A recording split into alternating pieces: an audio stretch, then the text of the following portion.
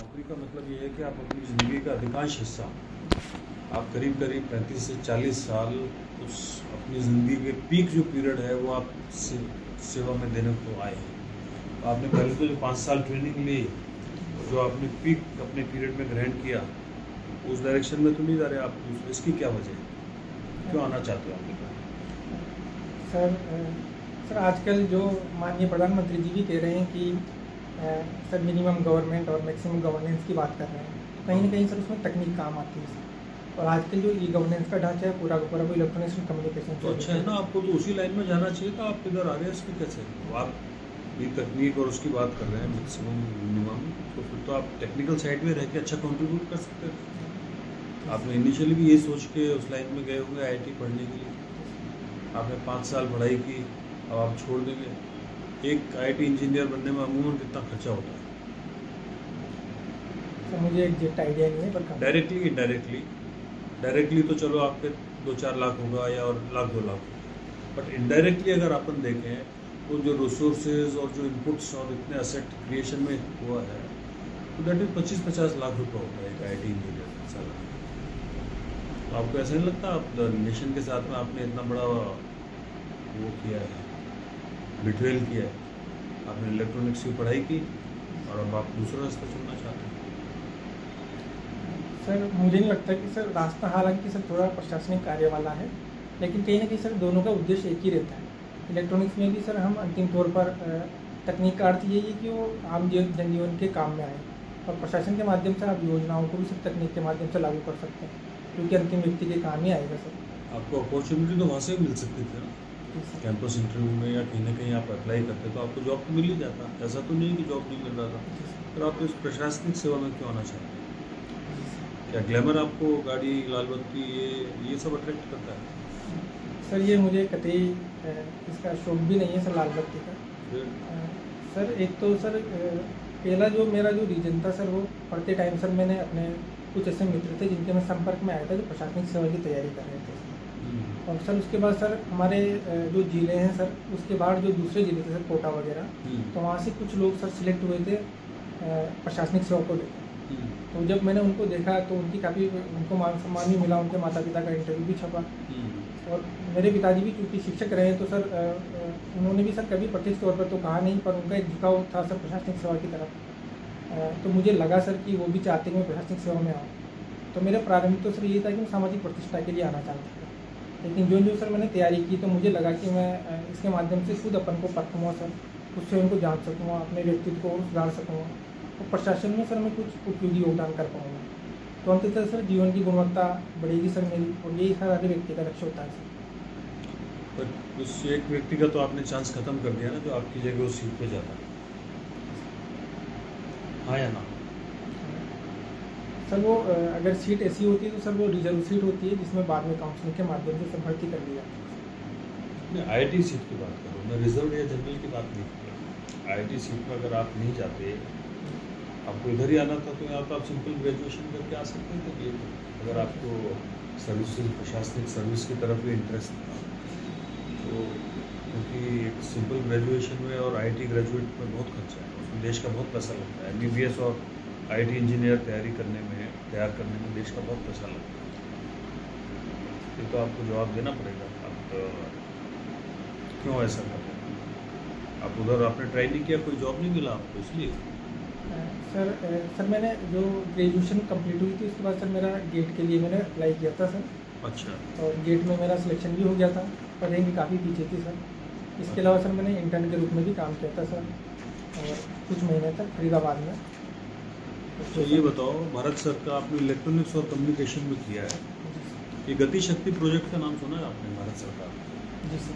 क्या है उसके बारे में बताइए।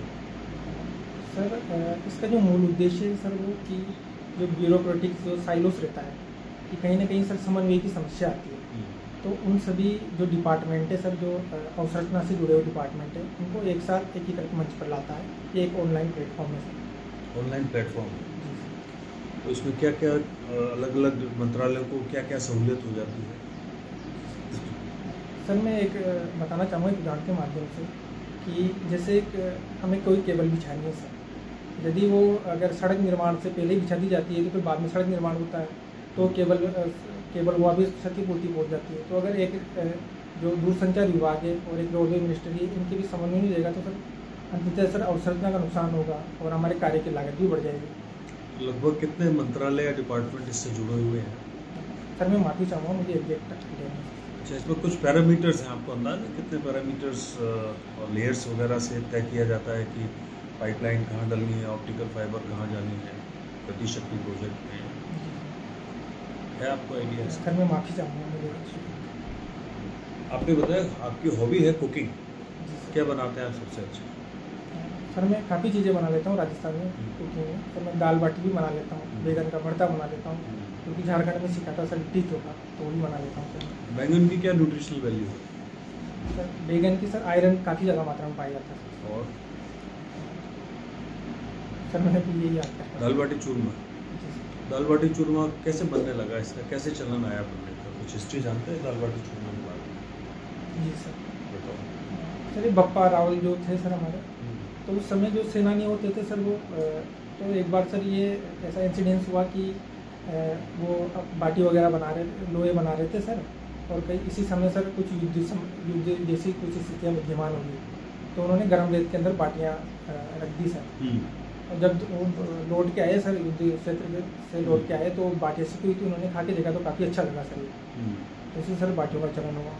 प्रारंभ में सर इसे जो हमारे यहाँ पानी की कम उपलब्धता थी तो छाछ वगैरह से खा लिया करते थे, लेकिन सर बाद में सर मिक्स दाल वगैरह का चलन भी आया सर, या फिर गट्टे की सब्जी जो थी या कड़ी की सब्जी थी, क्योंकि कम पानी में बनती थी, इनके साथ चल रहा है। और चूरमा का चलन कैसे है? सर चूरमा के चलन की सर इसके लिए कहानियाँ तो प्रचलित थी सर, कि एक बार सर मुगल काल की बात है सर, कि वहाँ पर जो बाटी थी तो उसके ऊपर सर गन्ने का कुछ गिर गया था सर मीठा, तो जो हलवाई थे सर उन्होंने बना के देखा, अलग स्वाद आया सर, तो धीरे धीरे सर इसका प्रचलन बढ़ गया। आपके रोल मॉडल कौन है? आपके इनको अपने हीरो के रूप में देखते हो? ये कई फोटो लग रही है, या आपके समाज में, देश में, परिवार में आप किसको कि मैं मुझे उसका जैसा बनना है, किसको देखना है? एक, दो या तीन जो भी हो बता दीजिए। सर जो अगर परिवार से शुरू करें तो सर मेरे पिताजी है सर, तो और मेरी सिस्टर है सर, वो मेरी रोल मॉडल है। वो क्या करती है? सर सिस्टर सर मेरी डॉक्टर है सर, मेडिकल डॉक्टर। जी सर। और मेरे पिताजी शिक्षक हैं सर, उनसे मैं काफ़ी कुछ सीखा हूँ। प्रशासन की बात की जाए तो सर मुझे जो हमारे झालावाड़ जिले के सर कलेक्टर रहे थे सर, डॉक्टर जितेंद्र सोनी जी, तो उनसे मैं सर काफ़ी प्रभावित रहा हूँ सर। और माननीय प्रधानमंत्री जी है सर, और माननीय मुख्यमंत्री जी है सर, तो उनकी भी सर व्यक्तित्व से मैं काफ़ी प्रभावित हूँ। देखिए, आपके घर में आपके फादर टीचर हैं, तो टीचर का दर्जा तो सबसे ऊपर मानते हैं ना आप? जी सर। गुरु का दर्जा तो सबसे ऊपर है। आपने कभी सोचा नहीं कि आपको टीचर बनना चाहिए? क्या फादर को रोल मॉडल मानते हैं, और वैसे भी टीचर का दर्जा इतना ऊपर है। आपकी सिस्टर डॉक्टर है, डॉक्टर को कहते हैं भगवान का रूप है, आपने डॉक्टर बनना भी नहीं सोचा? वो क्या वजह थी कि आप प्रशासनिक सेवाओं की तरफ आना चाहते हैं? सर जो टीचर है एक सर नोबेल प्रोफेशन है सर, लोगों की जीवन सुधारते हैं। मेरे पिताजी ने सर काफ़ी का जीवन में सर सकारात्मक योगदान दिया है, और ऐसे हो भी सर मैं इसे परस्यू भी करता हूँ। जैसे कॉलेज में भी सर मैं NGO से जुड़ा रहा हूँ सर पढ़ाई को लेकर, और अभी भी सर मैं पढ़ाते ही हूँ सर।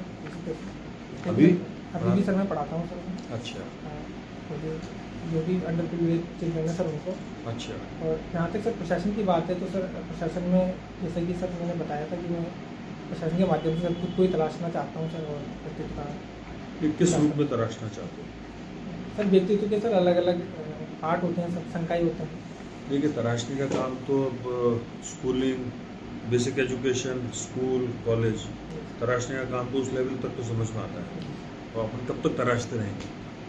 सर इसकी तो आपने 20-22 साल तो पहले पढ़ाई कर ली, 13-14 साल वहाँ, और कितना 13 साल यहाँ और 5 साल वहाँ, 18 साल तो आप वहाँ कर लिए। कितना कब तक आप प्रयास करेंगे तराशने का? सर ये तो कभी ना खत्म होने वाली प्रक्रिया है सर तलाश, और सर इसके माध्यम से सर आम जनजीवन से सर सीधा जुड़ाव महसूस होगा सर। यहाँ तक सर कॉलेज की बात है या फिर परिवार की बात है या एजुकेशन सिस्टम की बात है, तो वहाँ हम अपने आसपास के जो मोहल्ला है वहाँ तक ही सीमित होते हैं। उसके माध्यम से सर हो सकता है कि किसी दूसरे ऐसे जिले में जाएँ जहाँ आदिवासी बहुल क्षेत्र है, तो वहाँ की संस्कृति को जानेंगे सर। तो सर लगी तो आपका व्यक्तिगत हेतु हुआ कि आप संस्कृति जानोगे, लोग सेवा भाव तो नहीं उसमें चलता सर व्यक्तिगत, जिसको बोलते हैं ना प्रशासनिक सेवा, तो उसमें तो ऐसे लोगों को आना चाहिए जो सेवा भाव से आ रहे हैं। इसमें कहाँ सेवा भाव आपका है? टीचर में जाते तो आपका सेवा भाव समझ में आता, मेडिकल में जाते तो सेवा भाव समझ में आता। यहाँ तो आप जाएंगे कहीं पोस्टिंग हुई, दूसरी जगह हुई, ये हुई, आपको सुविधाएं मिलेंगी, प्रशासनिक अधिकारी कहलाएंगे, उस चीज़ से अट्रैक्ट होकर आप आना चाहते हैं यहाँ पे। सर वो एक पक्ष हो सकता है सर, जैसा कि गाड़ी वाला पक्ष नहीं है, एक वेतन भत्ते वाला पक्ष अवश्य रहता है। वेतन भत्ते तो आजकल टीचर्स के बहुत अच्छे हैं, जी सर, समकक्ष है। लेक्चरर्स की पे स्केल्स बल्कि कई जगह तो आरएएस से ज़्यादा है और प्रमोशनल रेवेन्यूज भी बहुत ज़्यादा है। सर मैं प्रशासन के माध्यम से अंतिम व्यक्ति है सर, उसके लिए कार्य करना चाहता हूँ, तो कहीं ना कहीं सर एक संतोष भी मिलता है सर, एक सुकून मिलता है सर इसको काम करके। तो ये कल का पिछले 24 घंटे का सबसे बड़ा क्या न्यूज़ इवेंट था? सर जो हमारा जो चंद्रयान मिशन था सर, वो चंद्रमा की दक्षिणी ध्रुव पर सर सॉफ्ट लैंडिंग हो गई। इसके बारे में आपने पढ़ा, सुना, क्या कुछ जानकारी है? जी सर। चंद्रयान लैंड हो गया, इससे क्या फ़ायदा मिलेगा कंट्री को? क्या फ़ायदा मिलेगा? आप तो इलेक्ट्रॉनिक्स के स्टूडेंट हो, बताइए। सर अगर सैद्धांतिक तौर पर बात करें तो कहीं ना कहीं चंद्रमा की जो उत्पत्ति है उसके बारे में या पृथ्वी की उत्पत्ति के बारे में हमें चीज़ें मिल पाएगी, उसको देख पाएंगे, मतलब उसके बारे में समझित हो पाएगी। और जो दूसरा ये है कि सर वहाँ पर जो हीलियम काफ़ी मात्रा में मिलता है सर, हीलियम 3 जो रहता है, तो वह सर नाभ के संलयन के लिए काम आता है सर। तीसरी बात कि सर वहाँ पर जो बर्फ़ की खोज, जो साउथ पोल है सर, तो वहाँ बर्फ़ की उपस्थिति की बात की गई है। अगर सर बर्फ़ रहता है तो एक पक्ष तो ये रहता है कि बर्फ़ के माध्यम से हम हमारी जैविक आवश्यकताओं को पूर्ण कर सकते हैं, तो भविष्य में यदि जी सर आप बोलना। बर्फ तो अपने नॉर्थ पोल साउथ पोल भी बहुत धरती पे, ज़मीन पे, पृथ्वी पे कमी थोड़ी है, वहाँ से लाने की जरूरत है। और क्या इलेक्ट्रॉनिक्स और आप कम्युनिकेशन को इसलिए स्पेसिफिकली पूछ रहा हूँ, मैं लैंड किया है और वो वहाँ पे रहेगा और इतनी हाईटेक चीज़ बना के भेजी है जिसका प्रोजेक्ट का 600 करोड़ रुपये, कितना खर्चा है? 600 करोड़ के लगभग आया ना खर्चा। तो वहाँ से क्या चीज़ें अपने को हासिल होगी, क्या सूचनाएं हासिल होंगी जो अपने स्कीम्स के लिए, आम जनता के लिए किस तरह से हेल्पफुल होंगी, डायरेक्टली या इनडायरेक्टली, ये बताओ। सर पहला तो सर जो अगर जनसंख्या वृद्धि हो रही है सर, अभी आजकल हम सर जनसंख्या में पहले नंबर पर, तो जो जनसंख्या बसाव की दृष्टि से सर वहाँ पर ऐसी संभावना है। इसको अपन ने लॉन्च किया है चंद्रयान को,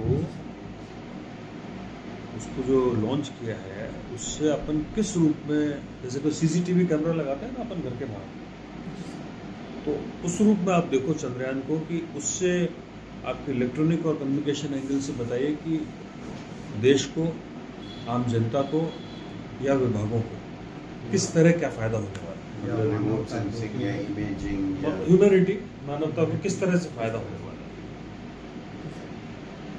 सर वो पहला तो ये कि सर जो कम्युनिकेशन है सर वो और स्ट्रॉन्ग हो पाएगा सर, क्योंकि हमने चंद्रमा पर जो ऑर्बिटर है सर उसके माध्यम से रिले कम्युनिकेशन कर रहे हैं सर। कम्युनिकेशन तो अभी परफेक्ट है, अपन यहाँ बैठे बैठे नॉर्थ पोल से साउथ पोल बात कर लो, आप यहाँ से कहीं भी कर लो, और कैसा कम्युनिकेशन चाहते हैं, वो तो और दूर जाके कम्युनिकेशन तो आज ऑलमोस्ट यही है ना, मोबाइल पे दुनिया के किसी भी कोने से किसी भी कोने में बात कर लो, और कैसे इम्प्रूव होगा वहाँ जाने से। सर एक पक्ष ये भी है कि जो वहाँ पर लैंडर के बाद जो रोवर रहेगा सर, वो रेयर अर्थ एलिमेंट की खोज करेगा सर, और आज की तारीख में सर इलेक्ट्रॉनिक्स के जितने भी इक्विपमेंट है सर वो रेयर अर्थ एलिमेंट पे बनता है, और वहाँ पर ऐसा अनुमान लगाया गया है कि लगभग मिलियंस टन में रेयर अर्थ एलिमेंट होंगे। तो जो हमारी जो मॉडर्न इंडस्ट्री है सर, जैसे कि सेमीकंडक्टर इंडस्ट्री होगी या मोबाइल इंडस्ट्री होगी और जो इलेक्ट्रिक व्हीकल होगी सर, तो उनके लिए सर हमें रेयर अर्थ एलिमेंट की बहुत ज़्यादा जरूरत है, उसकी संभावना भी सर। सेमीकंडक्टर में क्या क्या चीज़ें काम में आती हैं, कौन कौन से एलिमेंट्स या प्राइमरीली क्या क्या रेयर अर्थ है जो बहुत से रेयर अर्थ काम में आते हैं। सेमीकंडक्टर आजकल काफ़ी नाम है ना, चाइना के पास है या कुछ 2-3 और कंट्रीज़ के पास है, ताइवान के पास। किस चीज़ से बनते हैं सेमीकंडक्टर चिप, किस चीज़ से बनते हैं? सर ये सिलिकॉन और जर्मेनियम सर रहते हैं सर, और डोपिंग में की जाती है सर एल्यूमिनियम की या गैलियम वगैरह। एल्यूमिनियम तो बहुत है अपने पास। इनमें से कौन से एलिमेंट ऐसे हैं जो रेयर अर्थ की क्वालिफाई कर रहे हैं? गैलियम, गैलियम आर्सेनिक वगैरह। आर्सेनिक भी नहीं है रेयर अर्थ। सर ये मतलब सर हर एक देश के हिसाब से सर इसकी प्रेफरेंस बदलती रहती है सर। नहीं रेयर अर्थ periodic table में mention नहीं है। टेबल के नीचे रेयर अर्थ अलग से ही हैं, उनमें से कौन कौन से एलिमेंट्स ऐसे हैं जो आप जिनको आप रेयर अर्थ कह रहे हैं और वो चांद पर मिल रहे हैं या हमारे इलेक्ट्रॉनिक इंडस्ट्री में काम आ रहे हैं? सर मैं माफ़ी चाहूँगा सर, मुझे और पढ़ने की जरूरत पड़ेगी। लिथियम का नाम सुना? लिथियम। जी sir, lithium lithium is also not a rare earth. आपने अपने बीटेक में क्या प्रोजेक्ट लिया था? प्रोजेक्ट किया होगा ना फाइनल ईयर? जी सर। क्या टाइटल था आपका प्रोजेक्ट? सर मेरा स्काडा के ऊपर था सर। स्काडा। जी सर। स्काडा तो क्या है फुल फॉर्म, थोड़ा बताइए स्काडा के बारे में बताइए।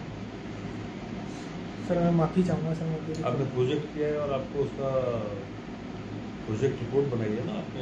जी सर। उस चीज़ के लिए आपको माफ़ी नहीं मिल सकती। जिस चीज़ के लिए आपने 3 महीने 6 महीने प्रोजेक्ट बनाया है, उस चीज़ के लिए आप पहले क्वेश्चन नहीं कह रहे हैं कि माफ़ी चाहेंगे। सर मैं रिकॉल करना चाहूँगा सर अगर। स्काडा का फुल फॉर्म क्या है?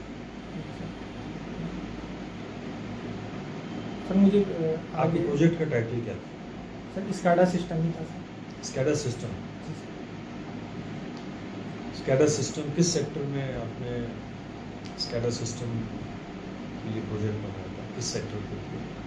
सर इसके माध्यम से जो पाइपलाइंस वगैरह रहती है सर, वहाँ पर उनको डिजिटली उनकी देखते हैं, फ्लो वगैरह के बारे में जानकारी प्राप्त होती है। डेटा एक्विजिशन से है सर, इसका जो फुल फॉर्म है सर वो डेटा एक्विजिशन। कितना टाइम लगा था आपको प्रोजेक्ट बनाने में? सर 3 से 4 महीने लगे थे सर, और फिर मैंने काम भी किया था सर उस पर, national hydro power corporation limited. अगर आप इस तरह से अपने कलेक्टर या एसडीएम बनने के बाद में करेंगे कि आप 3 महीने 6 महीने जिस चीज़ को स्टडी कर लें डिटेल में और आपका खुद का बनाया हुआ प्रोजेक्ट है, उसके बारे में भी आपको ABCD नहीं पता है, तो यही कहा जाएगा ना ABCD नहीं पता। सर मैं फुल फॉर्म बताना चाहूँगा, मुझे याद आता है। चलो फुल फॉर्म छोड़िए, आप उसके प्रोजेक्ट के बारे में क्या बता दीजिए। एक्चुअल कंटेंट क्या था? समरी आती है आपकी लास्ट में सिनॉप्सिस प्रोजेक्ट का? प्रोजेक्ट समरी क्या थी आप वो बताओ। सर इसके माध्यम से जो वाटर का फ्लो रहता है सर, उसको फिजिकली ना देख के सर डिजिटली या जो डिजिटल फॉर्म में हम सर उसे देखते हैं कंप्यूटर के माध्यम से कि कहाँ कहाँ पर उसमें लीकेज है या कुछ ऐसा, तो मॉनिटरिंग की जाती है सर इसके। Thank you sir. अच्छा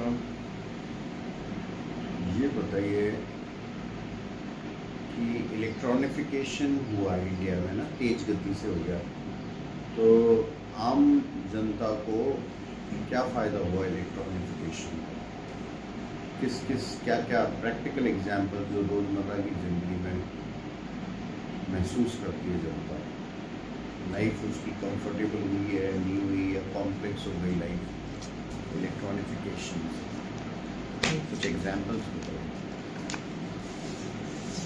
सर पहला एग्जाम्पल सर स्टूडेंट के लिए सर, कि उन्हें लैपटॉप वगैरह प्रोवाइड किए जाते हैं सर लैपटॉप से, तो उनसे जो एजुकेशन है सर वो उन तक पहुँच पाती है।